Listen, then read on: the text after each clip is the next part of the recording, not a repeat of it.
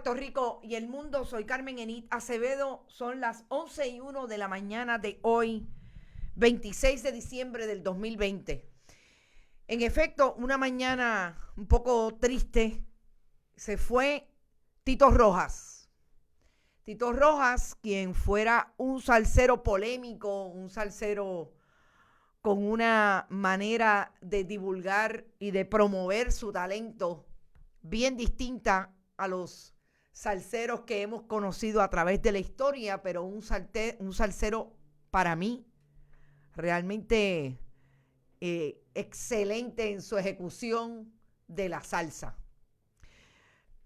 Yo voy a hablar un poco de Tito Rojas desde la pluma del colega periodista Irán Guadalupe, quien acaba de publicar hace un rato una línea bastante extensa. Yo le voy a leer parte. Pero antes, no quiero dejar de decir las palabras mágicas. Compartan, compartan, compartan. Recuerden que estamos en Bonita Radio, que en bonitasradio.net usted puede donar a través de PayPal y tarjetas de crédito, que también puede hacerlo a través de la Fundación Periodismo Siglo XXI, la que hemos creado para reproducir, o mejor dicho, producir los contenidos que habrá de reproducirse en Bonita Radio. Fundación Periodismo 21 en su ATH móvil y Fundación Periodismo Siglo XXI a través de envío de cheques o giros postales a esta dirección que tienen en pantalla, PMB 284 PO Box 19400, San Juan, Puerto Rico 00919-4000. Como siempre, nuestros queridos auspiciadores con nosotros: Vega Alta Coop, la cooperativa Abraham Rosa, y hasta el momento sigue siendo un gran auspiciador y promotor de Bonita Radio, Buen Vecino Café. Yo quiero ir a las palabras del colega periodista Irán Guadalupe sobre Tito Rojas. Es, como les digo, extenso, pero quiero reproducir alguna de sus líneas. Él habla de lo que él ha estudiado y se ha acercado como historiador de la salsa, de la dimensión sociológica de Tito Rojas. Las ciencias sociales reconocen que hay múltiples maneras de acercarnos al estudio de la música popular, considerando que el arte siempre nos provoca y evoca preguntas simples y complejas. Al final, el valor está en reconocer por qué una sociedad produce cierto tipo de música en un periodo histórico determinado y cómo pueden estar relacionados entre sí las estructuras musicales, sociales y culturales a la hora de elaborar una obra. Sigue contextualizando desde ese punto de vista lo que significa la obra de Tito Rojas y establece: al margen de este encuadre teórico y sin menoscabarlo, hay una dimensión que nos conduce a otra apreciación estética del arte musical y sus exponentes. Es la relación de la obra con el goce, el placer y el humor. En fin, el placer, el espacio lúdico. En ese sentido, el pensamiento filosófico revela la existencia de ese vínculo estrecho entre placer y sufrimiento, goce y angustia, remontando a los orígenes de las civilizaciones y expuestos de alguna manera en la creación del arte popular. Así, desde la antigüedad se contempla esa relación de resignación y hasta el dolor, envuelta en escenas de alegría que en muchas ocasiones encontramos retratadas en las canciones que comprende nuestro pentagrama popular, la salsa, y en particular la obra de nuestro Tito Rojas. Tito encuadra perfectamente en ese paradigma del arte lúdico. Es la canción que evoca al goce, al placer, al amor que se anhela, al amor que se reclama por perdido y se llora. En Tito hay una exposición lírica que recorre las fronteras del despecho, en la que el varón sufre en su cobardía y se rinde al desdén para reclamar que por mujeres como tú hay hombres como yo.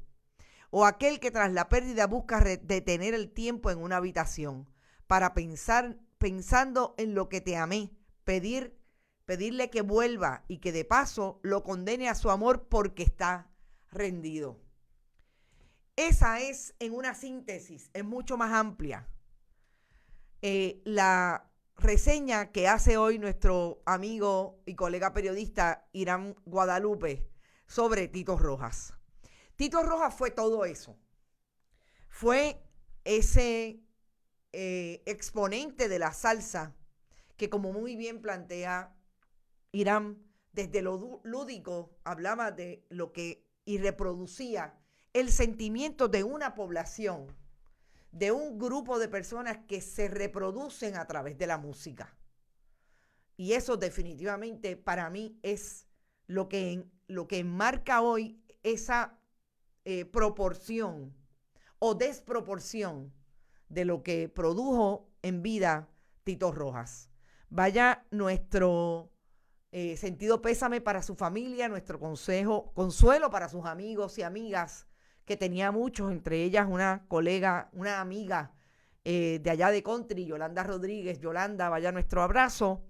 Y se fue, como dice Papo Doner, el gallo salsero, aquel que decía, coge pa' tu casa, con todas las diferencias del estilo que podríamos tener con Tito Rojas, que nos parecía en muchas ocasiones machista, poco misógino.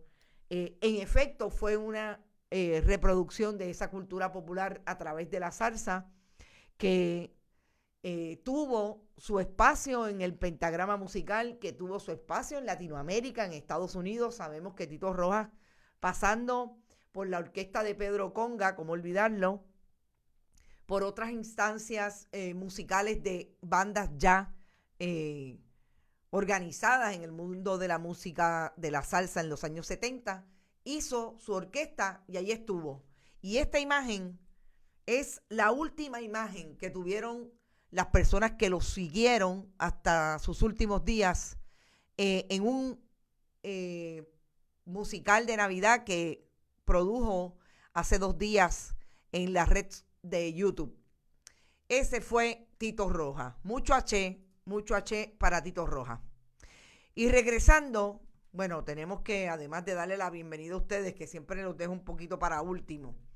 Janet Fernández Jordán dice, saludos bonitos y bonitas, buenos días desde Caguas, saludos Janet. Israel Concepción, para morir hay que estar vivo, y cuando será ese último día nadie sabe, perdona, sabe. Así es, Israel, gracias por reproducir una de esas líneas. Dejó un extenso catálogo de éxito, así es, el gallo salsero. Tito Rojas, el gallo, le abrió las puertas en Latinoamérica a los salseros más jóvenes. Dice Iván Hernández, están todos por ahí, está la diáspora puertorriqueña como siempre. Silvia, no lo sabía. Silvia, gracias por tu apoyo siempre. Te echábamos de menos, pero ya estás de vuelta. Mi gente, cuídense mucho, la vida es corta, y a esa persona que usted ama mucho, dígale te amo, porque mañana podría ser tarde. Eso es así. Ceder, sobre todo negociar. Yo creo que las negociaciones son importantes. Como dice Mac, esto es muy frágil. No sabemos, estamos hoy, mañana, de hecho, ahorita no sabemos si estamos. Aparentemente Tito Rojas sufrió un ataque al corazón después de salir de una actividad familiar, y murió básicamente en momentos en que se estaban tratando de llevarlo al hospital, donde él recurrió a través de un vecino familiar que vivía allí en el barrio Mariana, entre el barrio Texas de Humacao y el barrio Mariana. Lo trató de llevar al hospital, pero se desplomó incluso en el mismo carro. Así que por ahí está todo el mundo llorando la pena y muy triste ante la pena de Tito Rojas. De ese tema vamos al COVID. Podemos decir hoy que el Departamento de Salud no reportó muertes relacionadas al COVID. En momentos en que ustedes saben que hemos tenido días que se fueron en las estadísticas con relación al COVID. No hay personas muertas hoy, pero sí hay un aumento de 451 pacientes. La cantidad de pacientes hospitalizados por el virus aumentó a 451, de los cuales 82 están recluidos en la unidad de intensivo y 80 están conectados a un respirador artificial. Fíjese cómo definitivamente hemos tenido más exposición al virus en un momento en que, aunque no se están reportando muertes, sí hay un aumento en los números, sobre todo de los hospitalizados. Y de todos esos, 80 personas, 82 en unidad de intensivo, 80 están en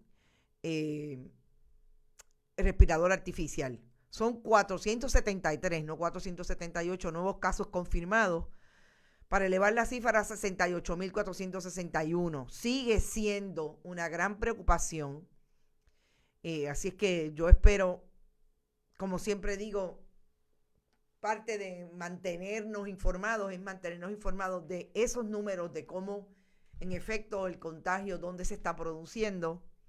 Ese contagio comunitario se esperaba no solamente por el momento climatológico en que estamos, sino también por lo que son las actividades de Navidad que podrían influenciar en que usted se aglomere, y ahí está, el número de casos sigue aumentando, así que todas las medidas de seguridad que se puedan tomar siguen siendo hasta el momento las mismas. La mascarilla, no aglomerarse, el intenso lavado de manos, pero sobre todo el distanciamiento físico y no aglomerarse en estos días. Y de el asunto del COVID pasamos a la vacunación, y yo quiero hablar un poco de lo que pasó en estos 2 días, 3 días a partir del 24 de diciembre, día de Nochebuena, con relación a la operación de vacunación en Puerto Rico. Por un lado, ustedes saben que la Guardia Nacional atendió y abrió un centro de vacunación en el Pedrín Zorrilla en San Juan. Esto ocurrió en esta semana en 2 ocasiones, hoy es el segundo día. Los turnos, el primer día fue terrible el nivel de fila a través de, no de Servicarro, porque realmente era para entrar al Pedrín Zorrilla, las facilidades. La Guardia Nacional cerró temprano el área y se quedaron muchas personas haciendo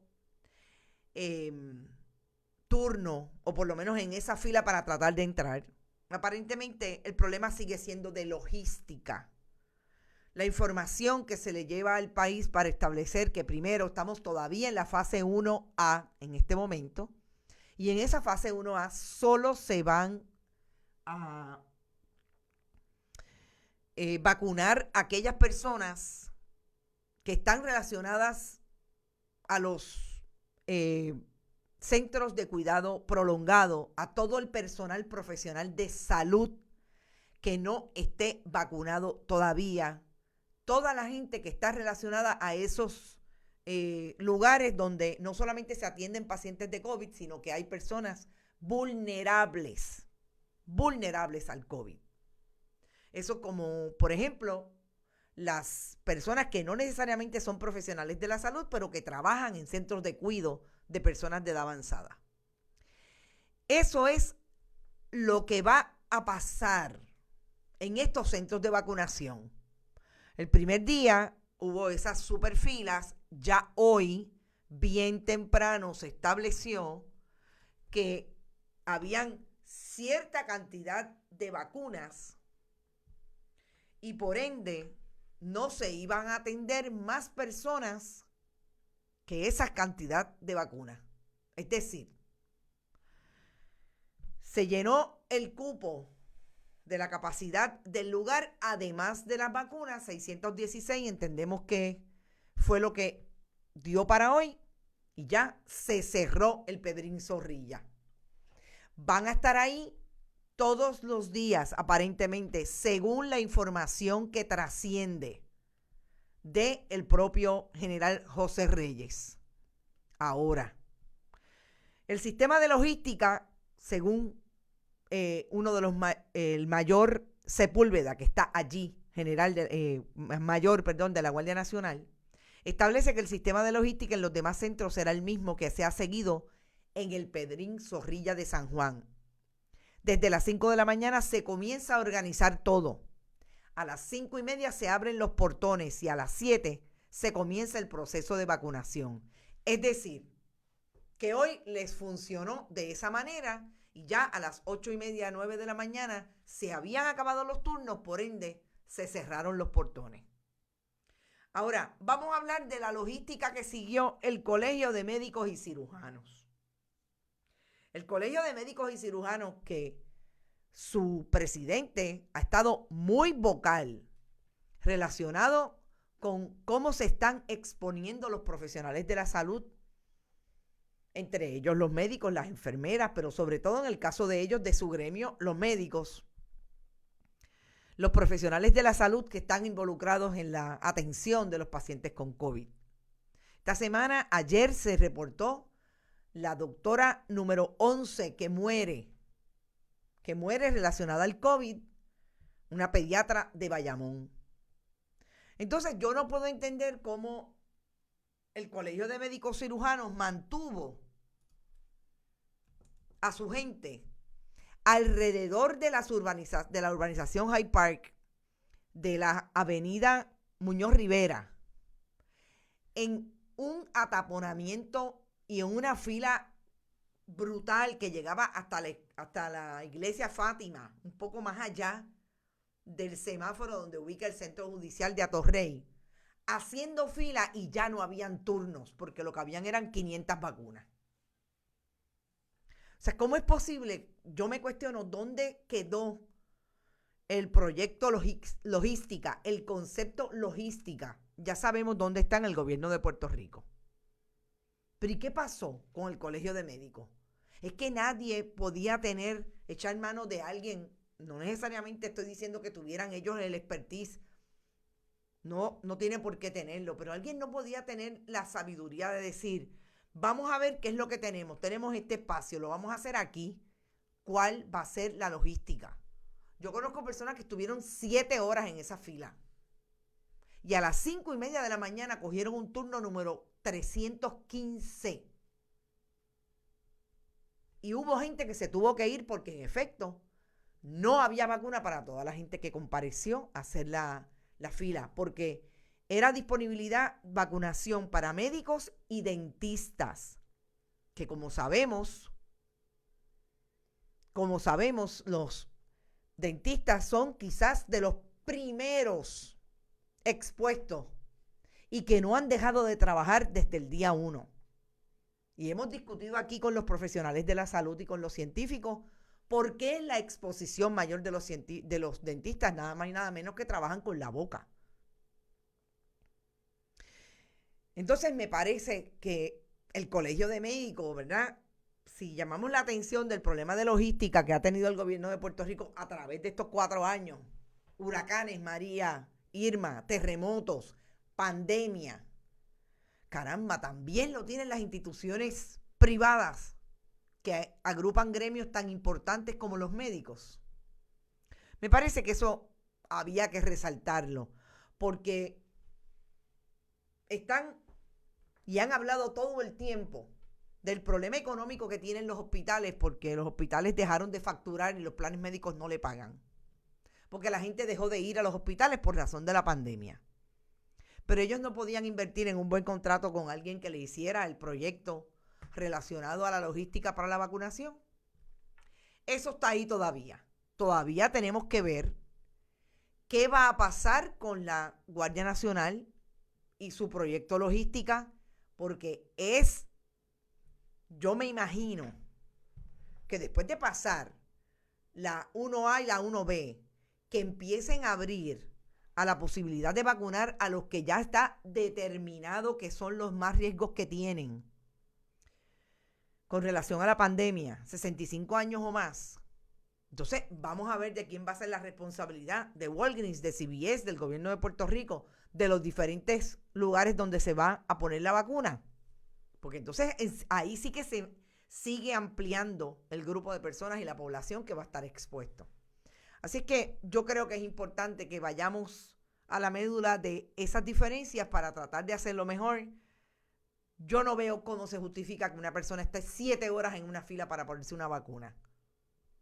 Realmente no creo. Nanisma, no, Carmen, porque hay mucha gente seria que no nos prestamos a eso. ¿A qué? Yo me imagino que a colarse. No, ahora vamos a hablar de los que se han colado, porque eso también es parte. Yo estoy segura que hay mucha gente de la población que no se va a colar, pero, está en estos 3 días, dice Iván que el miércoles vacunaron 1.500 personas. Pues imagínate. ¿Y qué van a hacer con la estilista que la colaron para recibir la vacuna? A eso voy.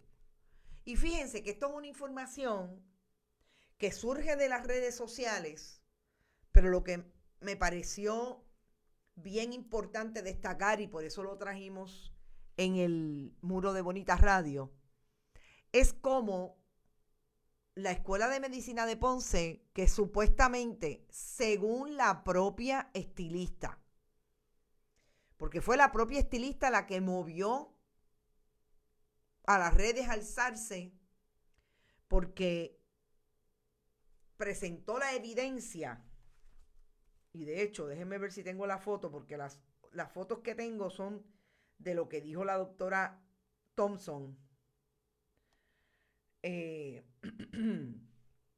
La doctora Kenira Thompson, una de las oficiales de esa escuela. Esta, no, parece que no la guardé. Bueno, esta esteticista es una mujer de Ponce, se identifica como tal, que colocó en sus redes información relacionada a que ella había sido vacunada porque tenía un contacto en la Escuela de Medicina de Ponce. Acto seguido, la doctora Kenira Thompson colocó esta información en sus redes, estableciendo que en la Escuela de Medicina de Ponce se vacunaron ayer, esto fue el miércoles, casi 700 profesionales de la salud de fase 1A, con verificación de credenciales. Fue una labor titánica por ayudar en este proceso. Si alguien que no es de la fase 1A se vacunó, esa persona es procesable y debe ser reportada a las autoridades. No lo avalamos. Esto me colocó a mí en posición de traer una información que yo creo que es la que deberíamos estar manejando cuando la gente se atreve a exponer. Y de hecho esta persona presentó, una pena que no haya guardado la foto, presentó la tarjeta como que tiene su primer shot de la vacuna. O sea, estamos hablando de una persona que hace alarde de que ella ya está vacunada, por lo menos el primer shot. Y me parece que es a lo que habla y hace referencia la doctora Thompson con instituciones como la que supuestamente esta mujer utilizó para que alguien la colara. Porque si está mal el que utilizó un turno que no le corresponde, no me quiero imaginar el que supuestamente la coló. Es responsabilidad de ambos. Y yo creo que eso es lo que hay que estar muy pendiente, porque en efecto, aquí hay profesionales de la salud que están atendiendo personas todos los días en los hospitales que llegan con síntomas que todavía no se ha determinado que tienen COVID y finalmente lo tienen. Y son esas líneas de primera defensa. Ahí están, como dije, los dentistas, ahí están los terapistas, las enfermeras, el que los recibe en el hospital, que puede ser un administrativo. Y que haya vacunas que, como ustedes saben, están llegando cerca de 30,000, por lo menos eso nos han dicho todos los oficiales y ha revelado el Departamento de Salud y la doctora Iris Cardona. Han llegado sobre 30,000 y están atendiéndolos por orden de prioridad. Nos parece que esto es sumamente censurable y que hay que denunciarlo. Así que hay que estar bien pendiente a lo que está pasando. Y por último, yo quisiera tocar un tema súper importante, personal de la sala de emergencias, exactamente, hasta el administrativo, el que te recibe. Vamos a los comentarios de ustedes y voy a pasar al último tema, que es una un análisis cruzado de lo que está pasando con relación a todo lo que tiene que ver con los permisos, el uso de los terrenos en Puerto Rico y los cambios que han venido a darse con relación a los usos de las diferentes edificaciones, terrenos, permisos, y además de eso, quienes deben estar vigilando para el patrimonio edificado y no lo están haciendo. Y como en estos días, que son días de uno tratar de relajarse y no ir necesariamente a buscar información de todo lo que está pasando en Puerto Rico, nos están pasando los diferentes proyectos y están autorizando a última hora proyectos y reglamentos que van en contra de todo lo que se llame preservación en Puerto Rico. Antes de eso, voy a los comentarios. Es un acto criminal, le está quitando un turno a una persona que podría salvar muchas vidas, exactamente. Me pregunto si la moderadora hizo el acercamiento al presidente para abundar sobre la logística del colegio, porque también eso es informar de forma investigativa. Mayoli Hernández, nunca contestan las llamadas de Bonita Radio. Si usted tiene una persona que tiene información de la logística que utilizó el colegio, díganle que contesten las llamadas de Bonita Radio. Con mucho gusto, aquí los atendemos. Mayoli, soy periodista y me llamo Carmen Enid Acevedo. Con mucho gusto.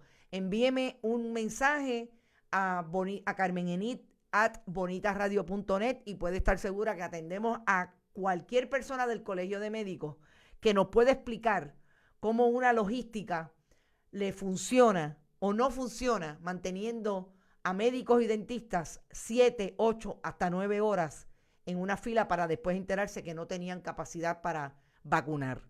Con mucho gusto le atendemos. Gracias por su comentario. Y el general Reyes, ¿no es militar? Sí, se supone que haya información, los militares tengan, se supone, también especialistas en logística. Yo quisiera saber, recuerden que a Puerto Rico, en medio del huracán María, llegó una oficial, una general, entiendo, en aquel momento de 4 estrellas, puertorriqueña de la milicia, para poder establecer la logística de la distribución de la gasolina, porque en Puerto Rico nadie, el gobierno de Ricardo Rosselló Nevares, podía con eso. ¿Qué más está por aquí? Carmen Castelló, saludos, querida.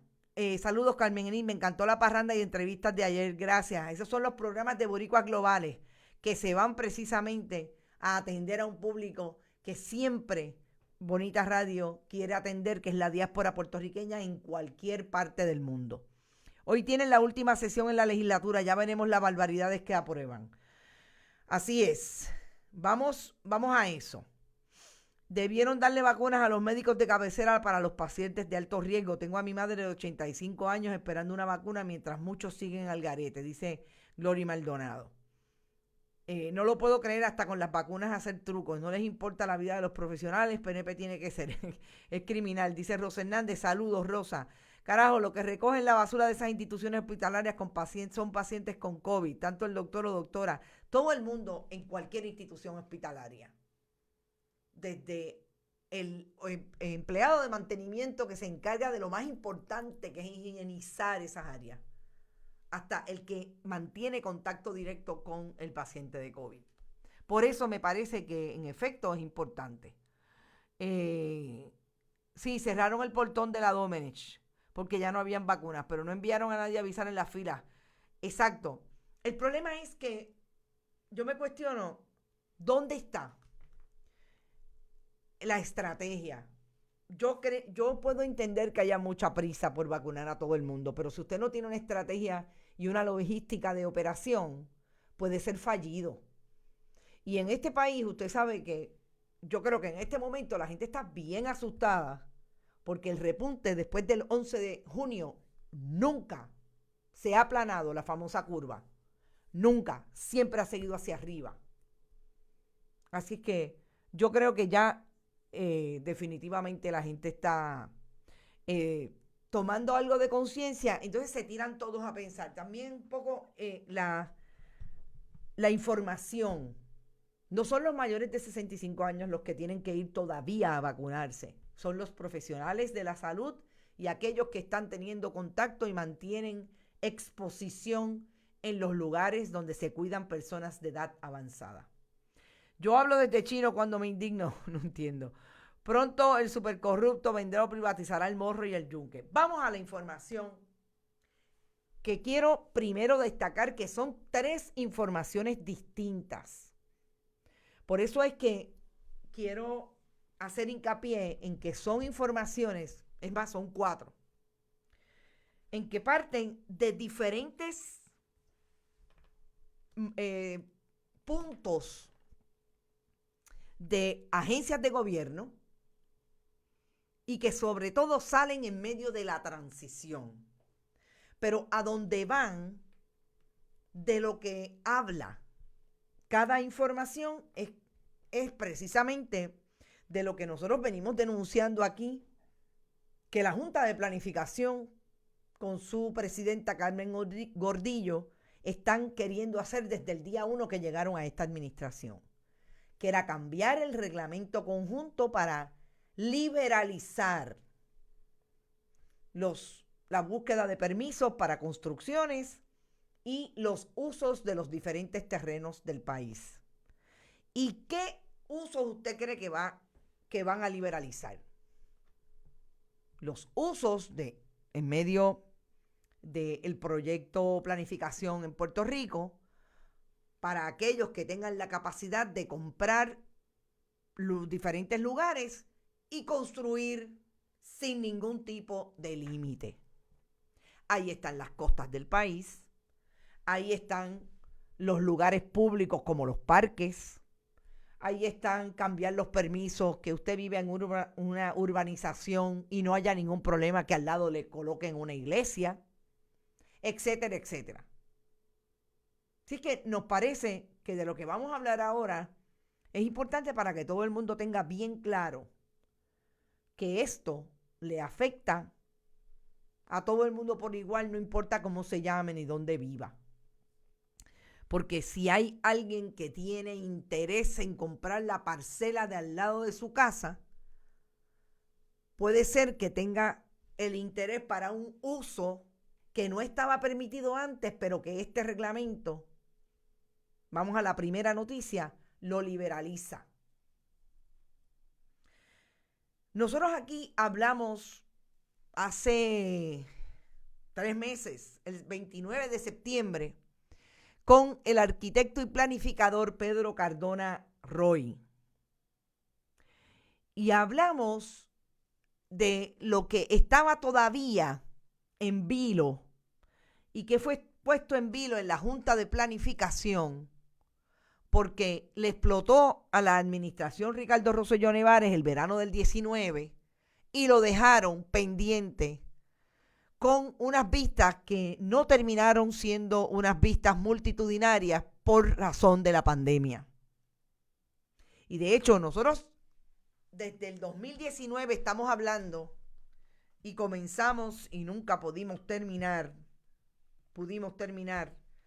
una investigación relacionada a todo aquello que estaba haciendo en aquel momento que se podía salir, que estaba siendo objeto de crítica alrededor de las vistas que la Junta de Planificación estaba haciendo a través de todos los municipios y que cambiaban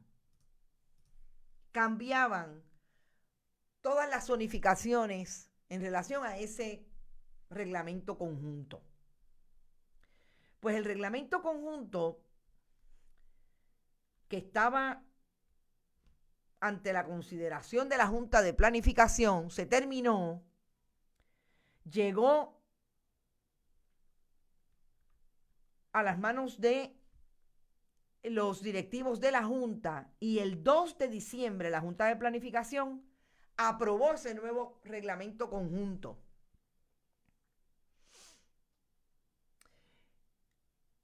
Y ese nuevo reglamento conjunto, nada más y nada menos que incorpora 22 reglamentos de diferentes agencias. ¿Cuál es la opinión de Pedro Cardona Roy, que es un profesional, un arquitecto y planificador que se encarga de este proyecto? El nuevo reglamento conjunto entrará en vigor el próximo 2 de enero, que es la fecha cuando el gobernador electo Pedro Pierluisi tomará posesión de su cargo. Fíjense cuándo toma vigencia. El 2 de enero, que es cuando el propio gobernador toma por primera vez posesión. El nuevo gobernador deberá poner en vigor el reglamento sin haber reflexionado sobre sus efectos en la economía y en la comunidad. Ahora cualquier persona podría comprar el Parque Barbosa de la urbanización Ocean Park y construir allí un complejo hotelero o establecer un complejo hotelero en los terrenos cercanos al balneario de Isla Verde. Este nuevo reglamento ha alterado las 1.2 millones de parcelas que existen en Puerto Rico y nadie fue consultado. El nuevo reglamento conjunto es la última versión desde que se estableció la Ley 161 del 2009, que es la ley que reformó el proceso de permisos en Puerto Rico, que ordenó consolidar los reglamentos relacionados con la aprobación de permisos de 22 agencias en un solo documento. Indicó que desde su inicio el reglamento conjunto tenía el fin de agilizar la aprobación de permisos de todo tipo, incluyendo el uso de terrenos, un objetivo, según Cardona Roy, que no se ha cumplido. En 10 años, tras la aprobación de la reforma de permisos por el gobernador Fortuño, la efectividad en la aprobación de permisos no ha mejorado. Y es que agrupar reglamentos en un solo documento ha probado ser a nivel mundial una mala estrategia porque hace difícil la revisión de los reglamentos. Su manejo se convierte en un proceso burocrático y promueve que el reglamento se convierta en obsoleto. Ustedes me quieren decir a mí que aquí no estamos hablando precisamente de lo que hemos discutido en tantas instancias, de que lo que quieren es vender el país a precio de pescado bombado. Y no es vendérselo a precio de pescado abombado a 4 puertorriqueños que se reunieron, hicieron una corporación para tratar de hacer un negocio relacionado a. No. Los que tienen dinero para hacer eso son aquellos amigos del alma de esa administración que han logrado conseguir el capital en manos privadas, casi siempre de algún gringo que llega a Puerto Rico para desarrollar su negocio. Ahí están la ley 20 y 22, las malas administradas, etcétera, etcétera. Y me acaban de enviar algo que qué interesante, abona a lo que vamos a discutir, porque estamos en la primera información que está relacionada con este reglamento. Vamos a ir a otras 2, 3 historias que tienen que ver con lo que hemos hablado desde el 2019 igualmente con relación a las sedes del Instituto de Cultura Puertorriqueña y de 2 proyectos adicionales que son la demolición del Hotel Cerro Mar en Dorado y un proyecto que hay ya para el Normandy allí en Puerta de Tierra. Y me acaban de enviar una resolución para expresar la oposición del municipio autónomo de San Juan a todo proyecto que restrinja de forma alguna el libre acceso a las playas, incluyendo el acceso visual, tanto en el área del Hotel Normandy como en cualquier otro lugar del litoral costero, a la zona costera dentro de la jurisdicción del municipio autónomo. Interesante porque esto es precisamente de lo que estamos hablando. ¿Dónde están las diferentes instituciones? Ya sabemos lo que el gobierno a nivel del Ejecutivo quiere hacer. Esta es una expresión de la legislatura municipal de San Juan para ir con relación a eso. Hay se ha expresado a la oposición del proyecto presentado. ¿Ok? O sea, por lo menos tenemos a una institución, ojo, una legislatura municipal de San Juan que acaba de perder Carmen Yulín Cruz y los legisladores municipales. ¿Cuál será la postura de el candidato, el alcalde electo hasta el momento? Entiendo que no ha sido así, ya fue certificado preliminarmente. Miguel Romero. La compañía de turismo trabaja un plan para reabrir el Hotel Normandy. Esto fue en el 2018. Ya desde el 2018 está opuesta esa legislatura municipal. Esto es una resolución del 2018. La nueva legislatura que va a presidir, entiendo que Ángela Meyer, donde estará también, porque es parte de esos nuevos legisladores, la ex representante de San Juan por el precinto 3 del Partido Nuevo Progresista, ya mismo me acuerdo el nombre, estarán apoyando el nuevo proyecto.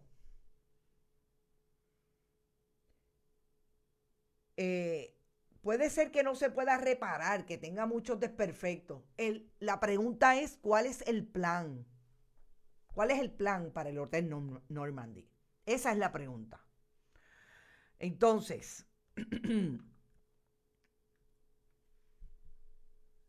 esta misma semana también, vamos a la información, fíjense que ya hablamos de lo que está pasando con el reglamento conjunto. Esta misma semana surge la información que ya está aprobada por parte de la Junta de Planificación. Perdón, no es por el parte de la Junta de Planificación, por parte de el programa de patrimonio histórico edificado del Instituto de Cultura Puertorriqueña, la demolición del Hotel Cerro Mar en Vega Alta. Y esa información nada más y nada menos que surge por voz de Pablo Ojeda, de la administración del programa es el director del programa y conservacionista Pablo Ojeda. Y fue dicho allí en las vistas de transición del gobierno en el sector de Bellas Artes.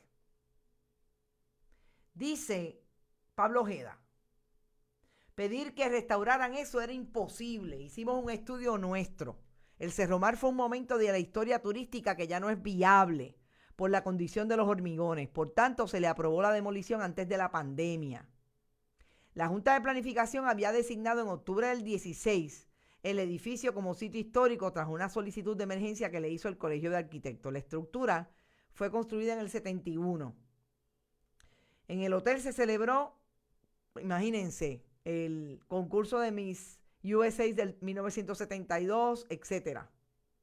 La demolición estará a cargo de la desarrolladora DBR Cerro Mar Owner LLC, pautada para el 2016, pero con la oposición, la designación como sitio histórico se detuvo. No es hasta ahora que trasciende información adicional acerca de los planes. ¿Por qué usted cree que nadie trajo información entre el 2017 y el 2020 de la administración Ricardo Rosselló Nevares, Wanda Vázquez Garcet, de que esto estaba en proceso? Una sola oportunidad. Pues porque lo quieren comprar a precio de pescado abombado. Pero ustedes recuerdan que el otro día, antes de las elecciones, quizá en julio o agosto, también atendimos la información de la tala brutal que había en Vega Alta, al lado de los hoteles Cerro Mar y Dorado Beach. La tala indiscriminada de árboles, incluido de palmeras, porque ya tienen algo planchado para allí. Y cuando venimos a ver, se quedan con las costas y limitan el acceso de cualquier persona a las playas. Eso es lo que está pasando en Puerto Rico hoy. Mientras la gente está tratando de manejar la pandemia, el el Instituto de Cultura Puertorriqueña no le advierte a las comunidades, porque ¿dónde está el instituto diciéndole a las comunidades esto es lo que va a pasar en este litoral? ¿Dónde está el instituto diciendo y documentando todo lo que pasó después del 2016, que se logró que la Junta estableciera esa edificación como una de patrimonio histórico edificado en conservación? No se hizo. Pero ese es el Instituto de Cultura que quiere, y su director, y voy a hablar del director porque yo le pedí una entrevista al director del instituto por todo lo que está ocurriendo y que él dijo que era terrible, que iba a desaparecer el instituto porque lo dejaron sin dinero, pero lo dijo 4 años más tarde. Mientras participó tranquilamente de la administración Ricardo Rosselló Nevares, él y su gente. Y lo primero que tengo que criticar, y se lo dije al director, es que pretendía contestarnos preguntas por escrito. No, director. No. Nosotros hacemos preguntas a los jefes de agencia y los jefes de agencia se supone que las contesten porque no le están contestando preguntas a Carmen Enid Acevedo. Le están contestando preguntas al país. Y el director del Instituto de Cultura, a quien conozco, Carlos Ruiz Cortés, se lo puse por escrito a través de un mensaje.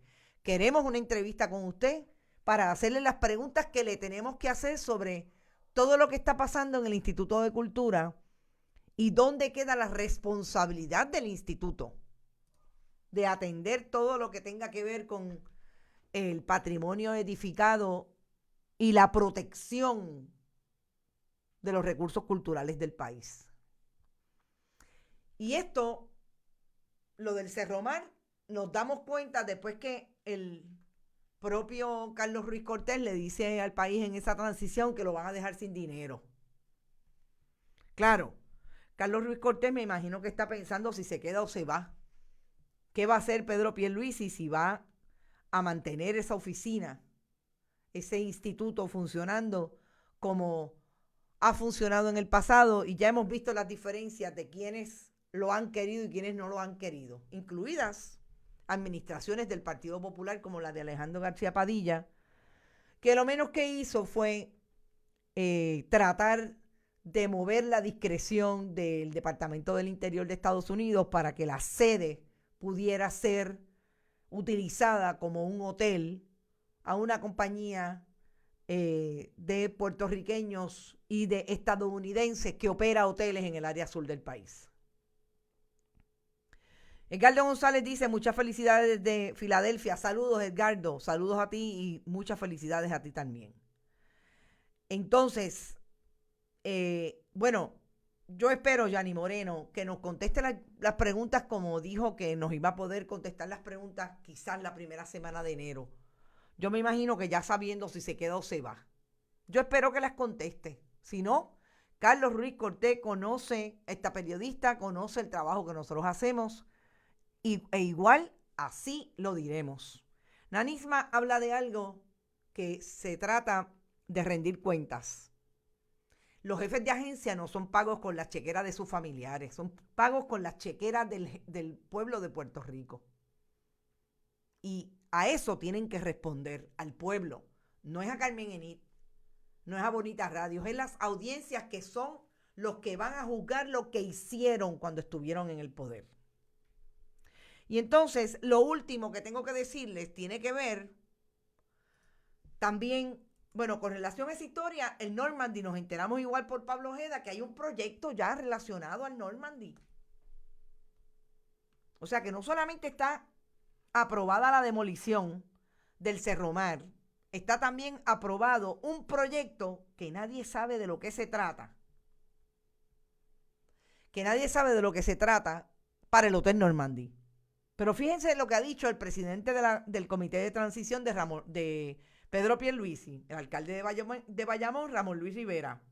Algunas de esas propiedades pudieran estar mejor mantenidas y cuidadas y permanecer para el disfrute de la gente, aunque en el proceso las privaticen. Ustedes están bien claros de a lo que viene Pedro Pierluisi. ¿O es que mañana Pedro Pierluisi va a decir que desautoriza las palabras de Ramón Luis Rivera? Y como siempre hemos dicho acá, no es la oposición a la privatización. A lo que siempre se opone las personas que entienden de los procesos de privatización de patrimonios edificados es a los malos contratos que finalmente hace el gobierno de Puerto Rico para que esos patrimonios permanezcan para el disfrute del pueblo. Y vamos al ejemplo de la privatización de las playas. O sea, es que si mañana Jameson Ñemo de Estados Unidos viene y hace un proyecto allí en Cerro Mar, no nos van a privatizar la playa. O sea, vamos a hablar en plata. Dice Ramón Luis Rivera, eso es viable, incluso aconsejable en estas situaciones de escasez. Eso no fue Ramón Luis, ese fue Ojeda. Coincidió en alusión al uso de propiedades históricas para desarrollar hoteles que alojen a los turistas extranjeros. No. Una idea similar se planteaba para el antiguo asilo de beneficencia que sirve de sede al ICP, pero encontró la oposición de la comunidad artística. Fíjense, aquí está mencionado. Pero ¿qué dijo Rivera Cruz? Porque ahí sí que entonces se asustan. Pero trae un ejemplo que no es un ejemplo del más allá, es un ejemplo de lo que ocurrió en Detroit en medio de su problema con la deuda, que estuvieron a punto de entregarle toda la colección de arte que tenía el Estado en uno de sus museos más importantes, porque la Junta de Control Fiscal que tuvo Detroit dijo que eso también era un patrimonio que podía resolver el problema de la deuda. O sea, es para que estemos claros de cuáles son los retos que tenemos de frente como país. Que estemos bien claros. Está en poder del Estado hoy. Mañana puede estar en poder de 7 miembros de la Junta que no les importa un divino Puerto Rico, de 2 o 3 burócratas del Partido Nuevo Progresista que dirigirán el país desde el Ejecutivo, que no les importa lo que pase con las diferentes edificaciones históricas, etcétera, y se la entreguen a precio de pescado abombado a una gente para tratar de solucionar el problema de la deuda. Ahí Ramón Luis inmediatamente puso el freno y dijo, bueno, por eso es que hay que reestructurar la deuda. Ahí les dejo esa información. Pero si fuera poco, nada más y nada menos que también nos enteramos que el secretario del Departamento de Recursos Naturales, Rafael Machargo, con la boca de comer y muy tranquilo, dijo que había cometido un error en un documento o un reglamento que firmó nada más y nada menos que un día antes de las elecciones para incluir en esa orden administrativa diferentes lugares que es conocida como la lista de exclusiones categóricas o actividades que no requieren escrutinio ambiental.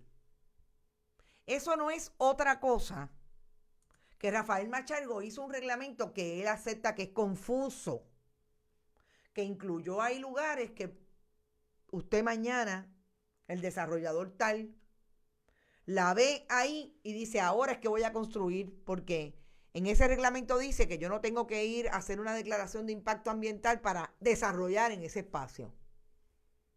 Entre ellos, sitios tan susceptibles como la zona cárcica, donde está el agua, en el área norte. O nos ponemos las pilas o le venden el país al primer postor. ¿Y saben qué? Los que salimos somos nosotros, no van a ser ellos. Ellos se van a quedar en lugares bien acomodados. Y yo creo que ese era el análisis que teníamos que insistir en traer, porque esto pasa mientras todos estamos tratando de batallar demasiados fuegos a la vez, apagando muchos fuegos, pero si no estamos pendientes a esto, créanme que se llevan el país enredado y nos damos cuenta cuando estemos en el aeropuerto con un pasaje que ellos nos pagan para que nos vayamos. Me parece que era importante decirlo hoy. Creo que he dicho feliz Navidad, creo que hemos intentado traer informaciones que también son positivas, como el hecho de que parecería que estamos tomando control de alguna manera de la pandemia y la gente está exponiéndose menos, pero todavía sigue siendo terrible que hayan demasiados casos positivos, aunque hay menos personas muertas en el nivel del reporte. Así es que yo me tengo que ir, son las 11:57 de la mañana. No se olvide, como siempre les digo, estamos en Bonita Radio. En Bonita Radio, desde siempre, usted puede ir a aportar a nuestro proyecto de periodismo a través de PayPal y tarjetas de crédito en bonitaradio.net. También puede hacerlo a través de su ATH móvil, Fundación Periodismo 21, la fundación sin fines de lucro que hemos creado para desarrollar nuestros productos multimediáticos e investigativos y reproducirlos en Bonita Radio. Además, también puede ir a Fundación Periodismo Siglo XXI a través de cheques o giros postales, PMB 284, P.O. Box 19400, San Juan, Puerto Rico, 00919-4000. Y no se olvide que estamos en todas las redes sociales, incluida Twitter, que puede ir también a iVoox, Spotify y iTunes, y allí puede escuchar nuestros programas a través de podcast. Cuando va por ahí por el carro, que necesita algo, que no puede estar pendiente a la computadora, los activa a través del podcasting. Gracias a nuestros auspiciadores, será hasta el lunes a las 8 de la mañana cuando estemos en Noticias con Café, reproducido igualmente a través de la red informativa. Recuerden a nuestros amigos y amigas de la red informativa, vayan a Facebook, denle like, síganos, esté todo el mundo listo, porque Bonita Radio también estará en el 2021 y espera seguir desarrollando el proyecto hacia lo mejor que podamos hacer relativo a el periodismo puertorriqueño. Nos vemos el lunes, éxito. Hasta el lunes, buen fin de semana, que la pasen bien.